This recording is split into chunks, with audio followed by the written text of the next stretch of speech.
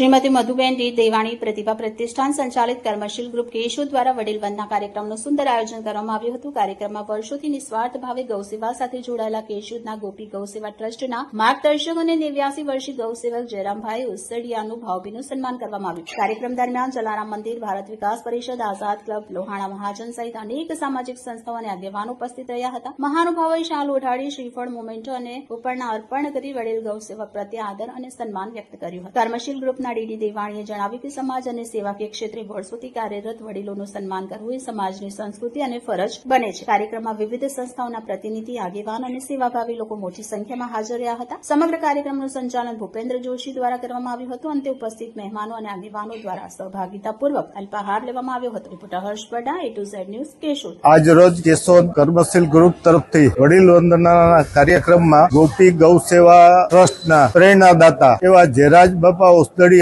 એવા એક મહામાનવનું સન્માન કરવામાં આવ્યું કે જે 89 વર્ષની ઉંમરે પણ પૂરા જોશ અને ખરોશથી આજે ગાયોની સેવા કરે છે। ગાયોની સેવાની અંદર પોતાનું જીવન સમર્પિત કરી દીધું। ગોપી ગૌ સેવા ટ્રસ્ટના લોકો અનેક પ્રવૃત્તિઓ કરે છે। આ બધી જ પ્રવૃત્તિઓ સાથે આજે 89 વર્ષની ઉંમરે પણ કોઈ પણ પ્રકારના શારીરિક દર્દ વગર પોતાનો પૂરો સમય આપી અને કામ કરનાર વ્યક્તિનું આજે કેશોદ કર્મશીલ ગ્રુપ તરફથી સન્માન કરવામાં આવ્યું। ત્યારે બહોળી સંખ્યાની અંદર જુદી જુદી સંસ્થાઓ અને વ્યક્તિઓ હાજર રહી અને કર્મશીલ ગ્રુપની સાથે જોડાઈ અને જયરામ બાપા ઉસદડિયાનું સન્માન કરવામાં આવેલ।